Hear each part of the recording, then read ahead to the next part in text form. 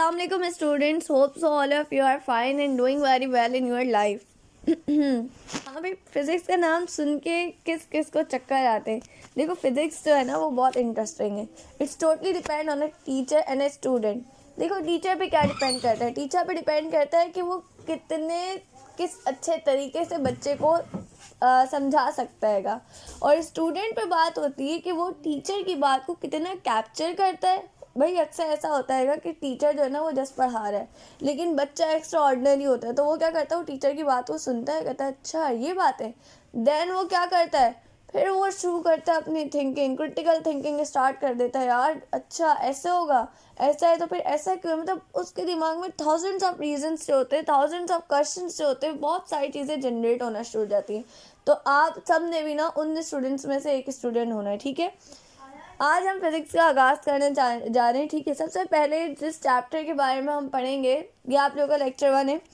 सबसे पहले हम जिस चैप्टर को डिस्कस करेंगे it is physical quantities and measurements. यानी कि फिज़िकल क्वांटिटीज़ कौन सी होती है, यानी ऐसी क्वांटिटीज़ क्या होती है जिनको हम यूज़ करते हैं मेजरमेंट्स करने के लिए. हम बहुत डिटेल में आगे डिस्कस करेंगे. सबसे पहले आप आ जाइए अपने जो बुक के जो कॉन्टिनेंट्स हैं उसको देखें. अच्छा, मेरे साथ एक बहुत बड़ा मसला था. मैं कॉन्टिनेंट्स को ये जो कॉन्टेंट्स होते हैं, सॉरी, इसको कॉन्टिनेंट्स पढ़ती हूँ. थोड़ा सा है बड़े सग़ीर वाला जो होता है, ये मेरे थोड़ा सा एक्सटेंड जो होते हैं, वर्ड्स जो होते हैं वो मिल जाते हैं, तो आप लोग समझ जाएगा कि मैं कॉन्टेंट्स की बात करी, नॉट कॉन्टिनेंट्स. भाई लिख के नहीं आ जाना वरना बहुत गलत हो जाएगा. अच्छा भाई, 9 यूनिट है. ठीक है, चैप्टर 1 क्या है इसमें, कुछ भी नहीं है. बताती हूँ क्या है. देखो ऐसा नहीं है कुछ भी नहीं है बहुत कुछ है. यूनिट्स हैं, मेजरमेंट्स हैं, इंस्ट्रूमेंट्स को यूज़ करना है, सारा लैब वाला काम है. मतलब बहुत इंटरेस्टिंग काम है, यानी प्रैक्टिकल काम करेंगे हम इसके अंदर. फिर पढ़ेंगे काइनेमेटिक्स. ठीक है, काइनेमेटिक्स में क्या है, मोशंस वगैरह के बारे में पढ़ेंगे, कुछ चीज़ों को डिस्कस करेंगे, डायनामिक्स पढ़ेंगे. फिर हम टर्निंग इफेक्ट ऑफ फोर्सेस यानी टॉर्क को डिटेल में स्टडी करेंगे. फोर्सेस को करेंगे, ग्रेविटेशन को करेंगे, मैटर की प्रॉपर्टीज़ क्या होती हैं, एनर्जी की सोर्सेज क्या है, कैसे ट्रांसफ़र होती है, थर्मल प्रॉपर्टीज़ क्या है मैटर की, इन सबको हम लोग डिटेल में डिस्कस करेंगे. नाउ अब हम स्टार्ट करना शुरू करते हैं चैप्टर. सबसे पहले देखो बुक की एक चीज़ को अच्छे से समझो. बुक में कुछ भी फालतू नहीं होता, मेरी बात याद रखना. बुक में कुछ फालतू नहीं होता. ये जो जिन लोगों ने बुक लिखी होती है ना, ये हमसे भी ज़्यादा जीनियस लोग होते हैं. देखो जीनियस है जब भी तो हम इनकी लिखी हुई बुक्स पढ़ रहे हैं. अगर ये ऐसी आलतू फालतू होते हैं ना, जैसे टीचर्स कहते हैं नहीं पढ़ो बुक में फालतू लिखा हुआ, भाई नहीं लिखा होता. आप कैसे कह सकते हैं कि वो फालतू है, किस बिहाफ पे कह रहे हैं आप वो फालतू नहीं है. ठीक है, अच्छा भाई, आप लोगों ने इसके अंदर क्या क्या आपके लर्निंग आउटकम्स है. देखो जब आप ये चैप्टर पढ़ लोगे ना, तो आप इस चैप्टर को पढ़ने के बाद आप बता सकेंगे कि फिज़िक्स का क्यूरिकल रोल क्या होता है. क्यूरिकल रोल का मतलब होता है अहम, इम्पॉर्टेंट. ठीक है, फिज़िक्स का क्या इम्पॉर्टेंट रोल है, किस में, साइंस में, टेक्नोलॉजी में, सोसाइटी में.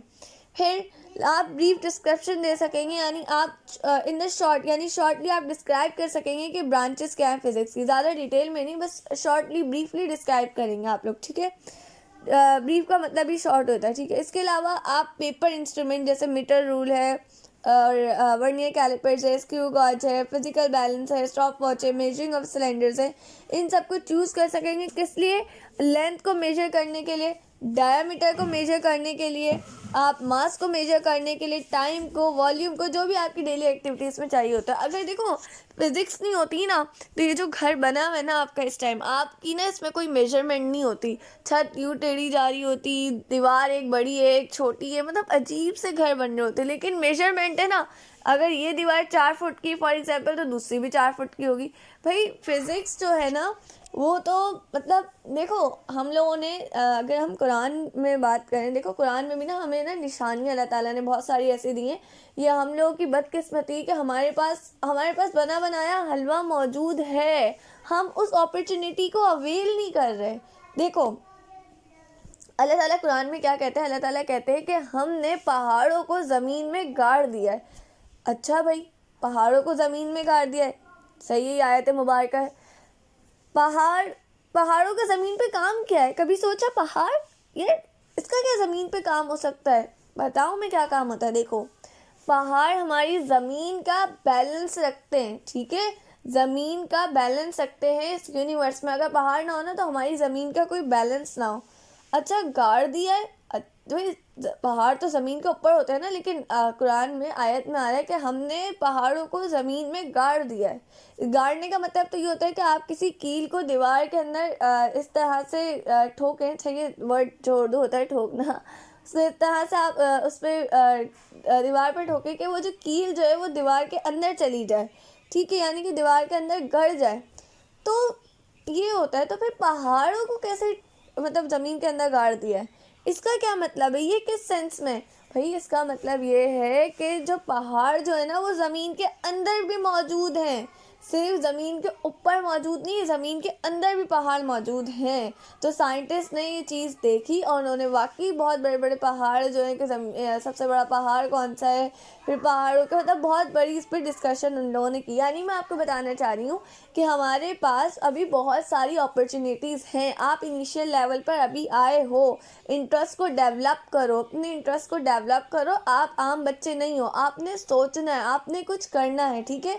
ये मोटिवेशन तो मैं आप लोगों को इंशाल्लाह किसी और लेक्चर में दूंगी, वरना मैं यहीं पे शुरू हो जाऊंगी, मेरे अंदर का मोटिवेशनल स्पीकर जाग जाएगा।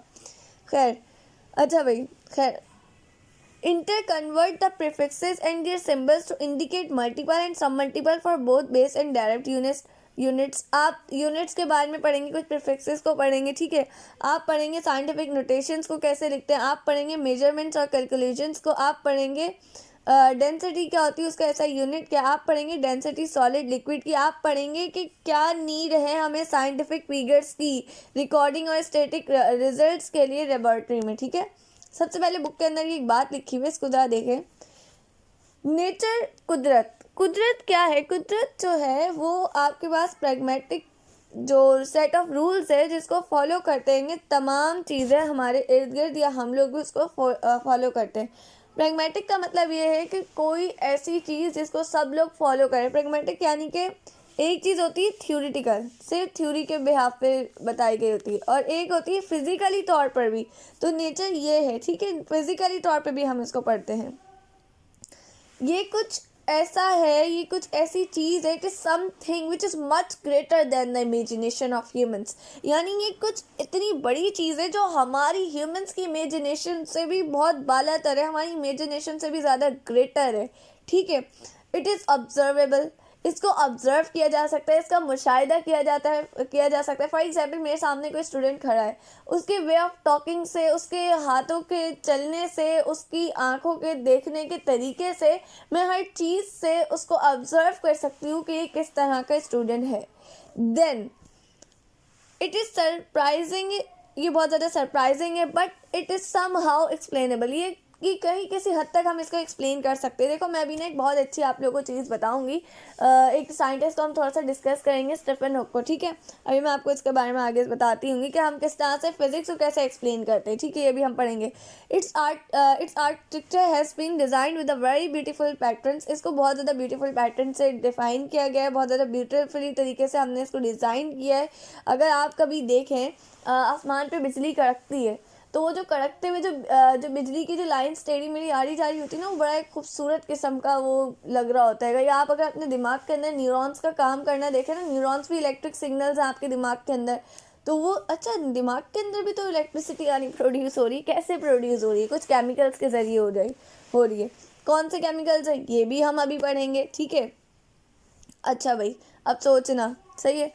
मैं आप लोगों को बेसिकली इस आज के लेक्चर में ना सिर्फ सोचने पे सिर्फ बताऊंगी कि पढ़ना कैसे है। बेटा देखो, बात को मानोगे ना बहुत कुछ अचीव कर जाओगे, ठीक है। और अचीव करना है, वो मिस्टेक्स नहीं करना जो मैंने अपने तालिब इल्मी के ज़माने में की थी। क्यों की थी? क्योंकि मुझे समहाउ यानी मुझे कुछ ऐसे इश्यूज़ थे कि मुझे इतने अच्छे टीचर्स नहीं मिले थे। अब मैं खुद को अच्छा नहीं कह रही, ठीक है, मैं खुद को अच्छा नहीं कह रही, लेकिन मैं बता रही कि टीचर्स होते हैं ना जो बच्चों को बहुत ज़्यादा तब गाइड करते हैं। मेरे खैर टीचर्स ही नहीं थे, मैंने तो घर में पढ़ा था 9-10 में। अच्छा, साइंस क्या होती है? साइंस जो होती है ना विच एक्सप्लोर द नेचर, वो साइंस जो नेचर को एक्सप्लोर कर रही है, नेचर के बारे में बता रही है, वो साइंस क्या है? उस साइंस को हम कहते हैं फिजिक्स, ठीक है। साइंस एक ब्रॉड वर्ड है, एक ब्रॉड टर्म है, एक ऐसी वर्ड है, एक ऐसा टर्म है जिसके बहुत सारे मीनिंग्स हैं, ठीक है। साइंस कहते हैं बेसिकली लॉ, यानी साइंस जो है वो इसका क्या मतलब होता है, लॉ होता है। जो कैसे इसकी 2-3 ब्रांचेज होगी, जैसे बायोलॉजिकल साइंस है जिसमें बायोलॉजी का पढ़ेंगे, फिजिकल साइंस है फिजिक्स का पढ़ेंगे, केमिस्ट्री है, इन तमाम चीज़ों का हम पढ़ेंगे, ठीक है। तो वो साइंस जो नेचर को एक्सप्लोर करती है उसको क्या कहते हैं, फिजिक्स। याद रखना, MCQs में आ सकता है, सही है। अच्छा भाई, उसके बाद आ जाइए क्यों पढ़ रहे हैं आप लोग फिज़िक्स को, क्यों स्टडी कर रहे हैं फिज़िक्स को। मतलब चलो ये भी पता चल गया कि हम इसलिए स्टडी कर रहे हैं कि हमें नेचर को एक्सप्लोर करना है, सही है। एक चीज़ का जवाब मिला अभी तो, सही है। Which device will you choose to measure the length of small cylinders. कौन सी डिवाइस को यूज़ करोगे अगर मैं कह दूँ ये स्मॉल सिलेंडर है आपके सामने और इसको मेजर करो, इसकी लेंथ को, क्या यूज़ करोगे। मैं आपको दूं कि भाई ये पीस हैगा वायर का, ठीक है, ये एक तार है, अब मुझे बताओ ये कितनी थिक है, कितनी मोटी है, कैसे बताओगे कितनी थिकनेस है उसकी। अच्छा भाई, how will you find the volume of small stone. आप कैसे बताएंगे एक छोटे से पत्थर का क्या वॉल्यूम है, पत्थर का क्या वॉल्यूम है, कैसे बताएंगे। अच्छा, एक चीज़, पानी है, पानी के अंदर पत्थर फेंकते हो, पत्थर डूब जाता है, सिक्का फेंकते हो, डूब जाता है। बर्फ़ क्यों नहीं डूबती है पानी में। हमने देखा है ना कि आइस जो होती है, बर्फ़ जो होती है वो पानी पे फ्लोट हो रही होती है। आप लोग अक्सर जूस बनाते हैं, आइस क्यूब्स डालते हो, आइस क्यूब्स ऊपर आ जाती है, वो डूबती क्यों नहीं। और अगर आप उसी जूस के अंदर कॉइन डालेंगे वो डूब जाएगा। भाई ये क्या बात हुई, ये क्या चक्कर है। अब भाई ये चीज़ हमें पता होनी चाहिए। इसमें कुछ डेंसिटी का रोल आएगा, अब वो हम लोगों को ये चैप्टर जब हम पढ़ लेंगे तब हमें पता चलेगा कि ऐसा क्यों होता है कि बर्फ़ भी तो भारी है, इसका भी तो वज़न है, इसको भी तो पानी में डूबना चाहिए। भाई ये क्यों नहीं डूब रही, ये किस वजह से नहीं डूब रही, ये हमने अभी पता करना है।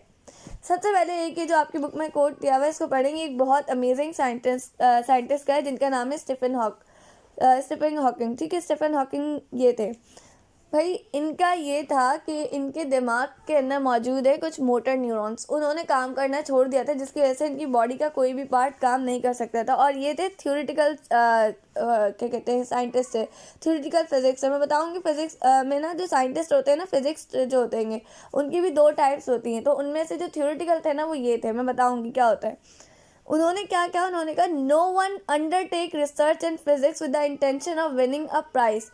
अगर आप इस इंटेंशन से रिसर्च करते हैं ना, आप फिजिक्स में BS करते हैं, MS करते हैं, मतलब उसके आगे बहुत ज़्यादा आगे स्टडी करते हैं और इस इंटेंशन से करते हैं कि भाई मैंने प्राइज़ लेना है, I have to gain first position, मैंने जस्ट फर्स्ट पोजीशन लेनी है, तो ऐसे आप फिज़िक्स को नहीं कर सकते। फिज़िक्स तो भाई एक जॉय है, एक मज़े की चीज़ है जिसको डिस्कवर करना है, जिसका हमें पता लगाना है कि अगर ऐसा है तो ऐसा क्यों है, ठीक है। ये सब किसने कहा था, ये स्टीफन हॉकिंग ने कहा था। अच्छा स्टूडेंट्स, ये यहाँ पर कि माइक आपको नज़र आ रहा होगा, अगर ये ब्लू कलर का होता है इसका मतलब माइक खुला हुआ और मैं बोल रही हूँ। अगर ये बंद हो जाए ना तो इसका मतलब समझ जाना कि मैंने शायद किसी वजह से कोई नॉइज़ पोल्यूशन आ रही होगी मेरे बैकग्राउंड से, जिसकी वजह से मैंने इसको बंद कर दिया, ठीक है। अच्छा भाई, मैंने आपको बताया स्टीफन हॉकिंग का जो कोट आपकी बुक में लिखा हुआ था, ये मैंने आपको बताया। देखो ये जो बड़े बड़े साइंटिस्ट होते हैं ना, ये कोई बात कहते हैं ऐसे ही नहीं कहते हैं, ये हम लोग हैं, हम लोग कहते हैं भाई पागल का बच्चा क्या बोल रहा है भाई, तू क्यों बोल रहे हैं, नहीं समझ आ रही, जाओ चलो, क्या फिजिक्स क्या नहीं पढ़नी फिजिक्स, जाओ। नहीं बेटे, इंटरेस्ट डेवलप करो, ठीक है। Introduction to physics. देखो, one of the most basic and ancient science is a physics, यानी कि बहुत बेसिक, जो कहते हैं ना अहम, बुनियादी और एंशियंट, कदीम साइंस। एक बुनियादी और कदीम साइंस कौन सी है, फिजिक्स है।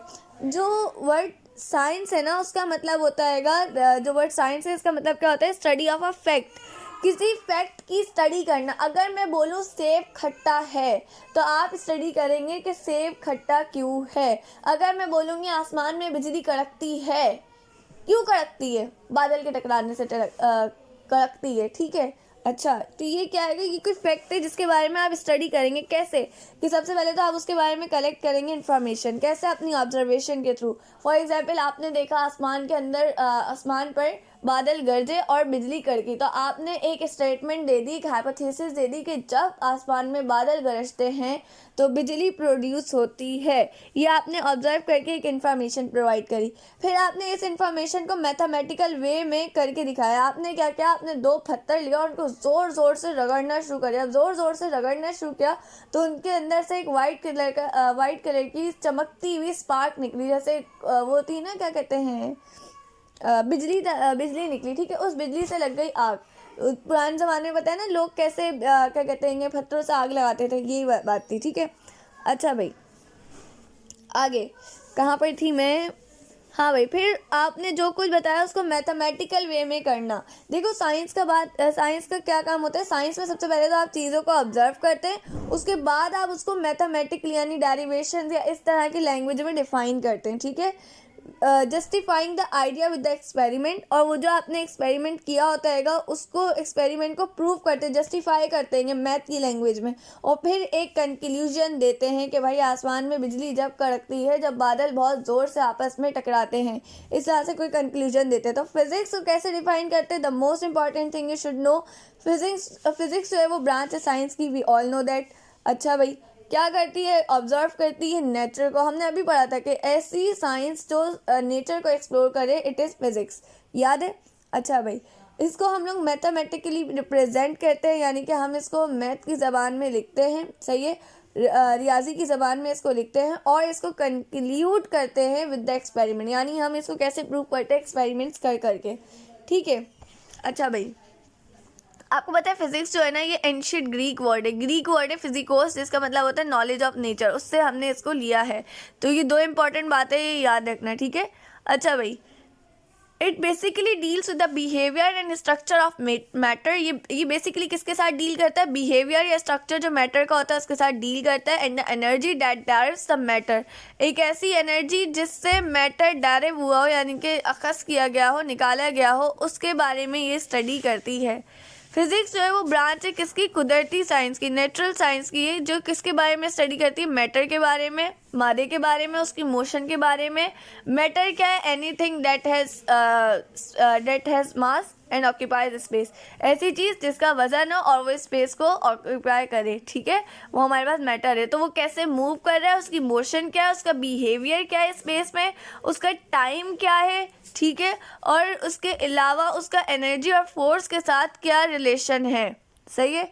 अच्छा भाई, फिजिक्स जो है वो बहुत ज़्यादा फंडामेंटल साइंटिफिक डिसिप्लिन में हम इसको पढ़ते हैं, और इसका जो मेजर गोल होता है ना वो हमने ये देखना होता है, यानी फिजिक्स का मेजर गोल क्या है।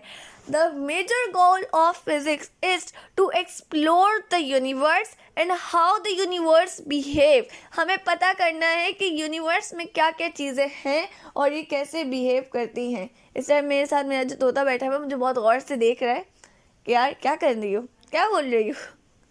अच्छा एक्सक्यूज मी। अच्छा, it is a matter of fact that physics can be considered as a mother of all sciences. तमाम साइंस की जो मम्मा है वो कौन है, तमाम साइंस की मम्मा है फिजिक्स। ठीक है, याद रखना, फिजिक्स की मम्मा फिजिक्स की मम्मा नहीं, साइंस की मम्मा कौन है, फिजिक्स है।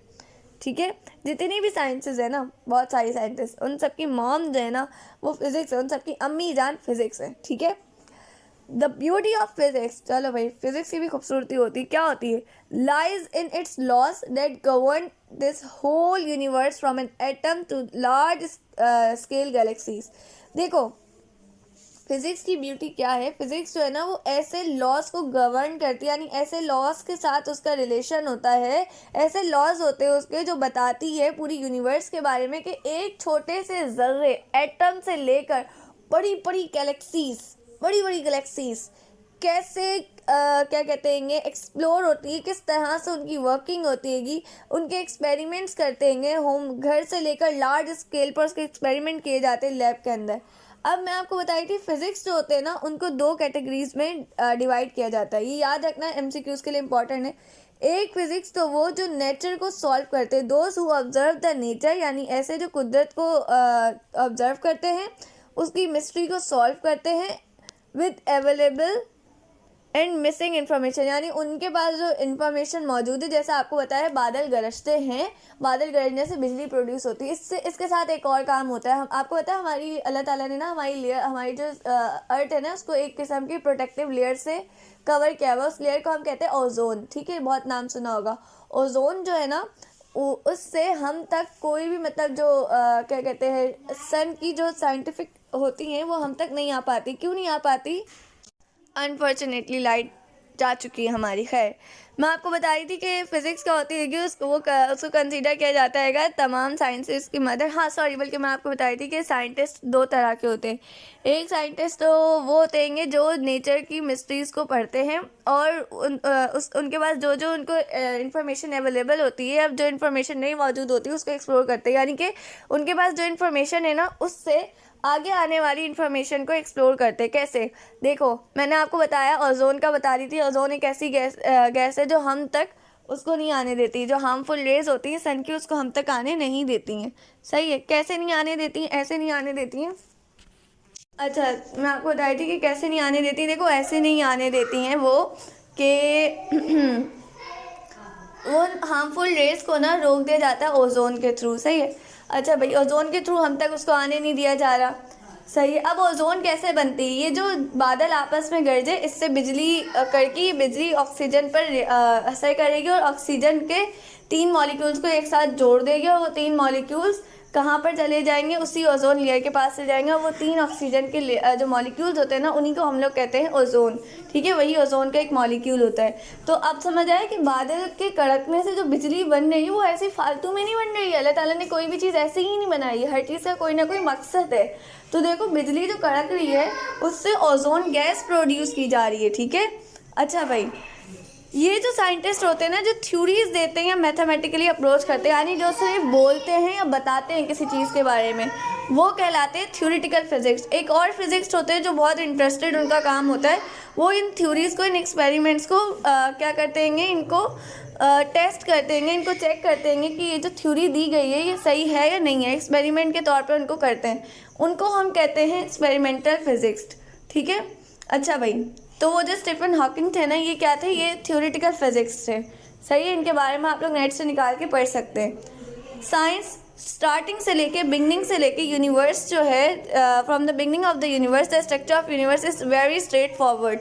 The classification of physics was not that much easy, but as the physics explained the universe, they classified physics into many branches.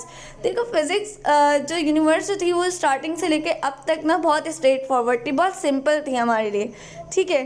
जब तक फिज़िक्स की क्लासिफिकेशन देखो, जब तक फिज़िक्स की क्लासिफिकेशन नहीं हुई थी तब तक, लेकिन जब फिज़िक्स ने एक्सप्लेन करना शुरू किया यूनिवर्स को, तो उसने क्या किया, उसने फिज़िक्स को बहुत सारी ब्रांचेस में क्या करना शुरू कर दिया, क्लासिफाई करना शुरू कर दिया। इससे पहले फिजिक्स को क्लासिफाई नहीं किया हुआ था। These branches shows the spectrum and scope of physics. ये स्पेक्ट्रम यानी क्लासिफिकेशन। ठीक है। एक स्पेक्ट्रम वो होता है जो हमें क्या कहते हैं, किसी भी लाइट को जो पिरामिड होता है उसके ऊपर से, प्रिज्म के ऊपर से गुजारते तो एक कलरफुल स्पेक्ट्रम मिलता है। यहाँ पे मौजूद है, वो ये रहेगा। एक स्पेक्ट्रम ये होता है और एक स्पेक्ट्रम वो होता है जिसका मतलब होता है क्लासिफिकेशन।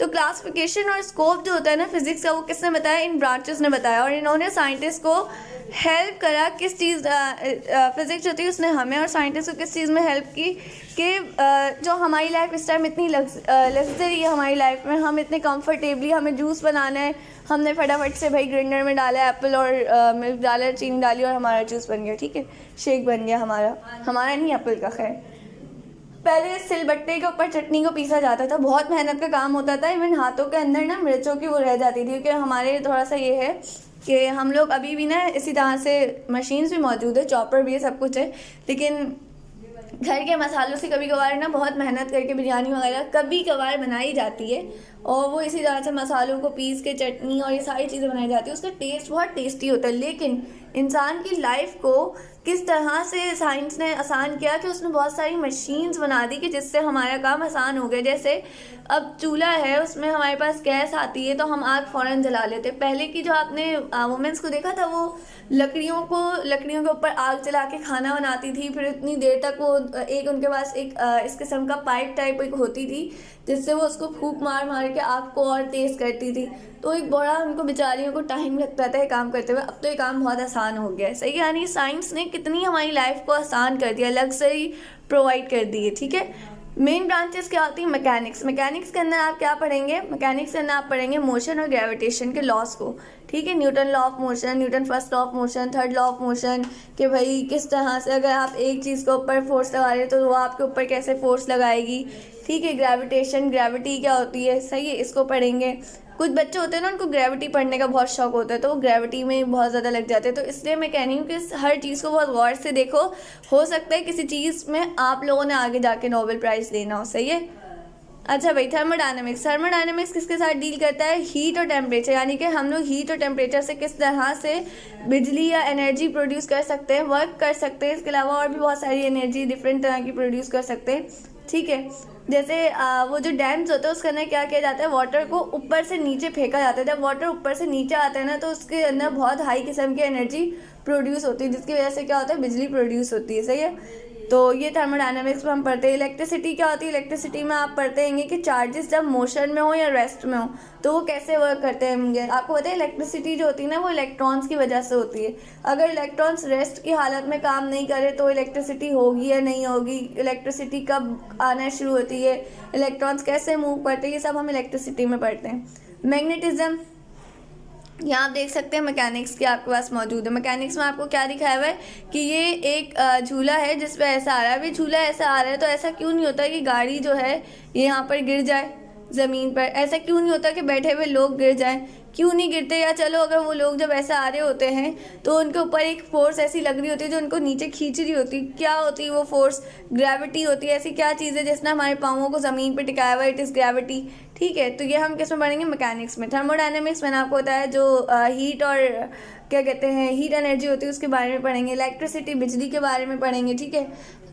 मैग्नेटिज्म, देखो मैग्नेटिज्म किसकी स्टडी होती है? Magnetic property. मैग्नेटिक प्रॉपर्टी बताया ना, जो इस तरह का आपके पास घर में मैग्नेट आता है उससे बहुत ज़्यादा बच्चे खेलते हैं, मकनातीस वगैरह से।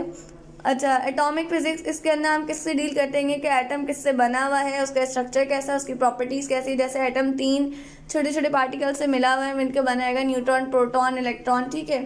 अच्छा भाई, उसके बाद आती है ऑप्टिक्स। ऑप्टिक्स क्या होती है? इसके अंदर हम लोग फिजिकल एस्पेक्ट्स पढ़ते हैं, लाइट के, इसकी प्रॉपर्टीज़ पढ़ते हैं किसके ज़रिए? ऑप्टिकल इंस्ट्रूमेंट्स के ज़रिए, ठीक है। ये देखो, ये एटॉमिक फिजिक्स है। इस एटॉमिक फिजिक्स के अंदर आपको ये स्पेक्ट्रम बनते हुए नज़र आ रहे हैं, यानी कि हाइड्रोजन जो है उससे जो स्पेक्ट्रम प्रोड्यूस होगा उससे ये कलर्स प्रोड्यूस होंगे उसके स्पेक्ट्रम में। हीलियम के ये होंगे, नियॉन एक गैस है, सोडियम एक गैस है, मरकरी एक गैस है, मरकरी सॉरी लिक्विड है। इन सब से क्या प्रोड्यूस होते हैं? स्पेक्ट्रम प्रोड्यूस होते हैं जिसके अंदर अलग अलग कलर्स होते हैं।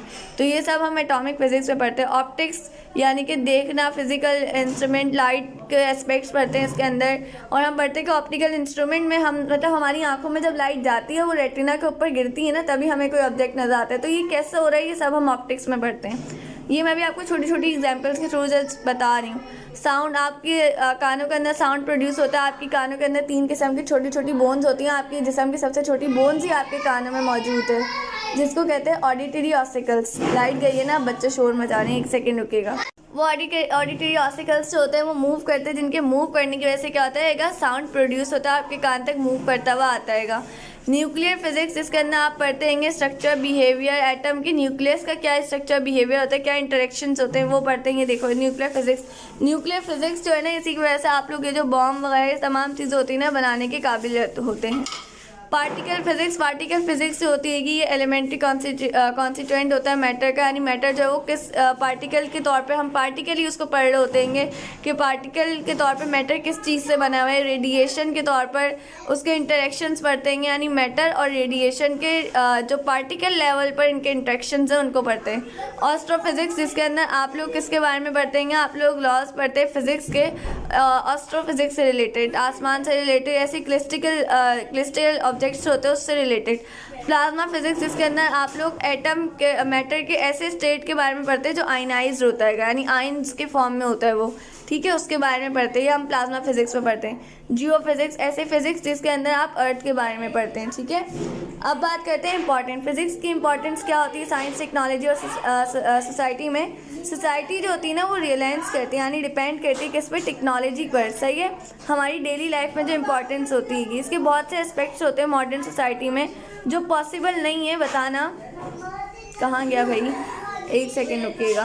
चलिए बच्चों, इस लेक्चर को मैं यहीं पे इख्तिताम करती हूँ, इससे क्योंकि इसके आगे की स्लाइड नहीं है, मैं इंशाल्लाह इसे नेक्स्ट लेक्चर में डिफाइन कर दूँगी। होप सो अब आप लोगों को फिजिक्स से डर नहीं लग रहा होगा और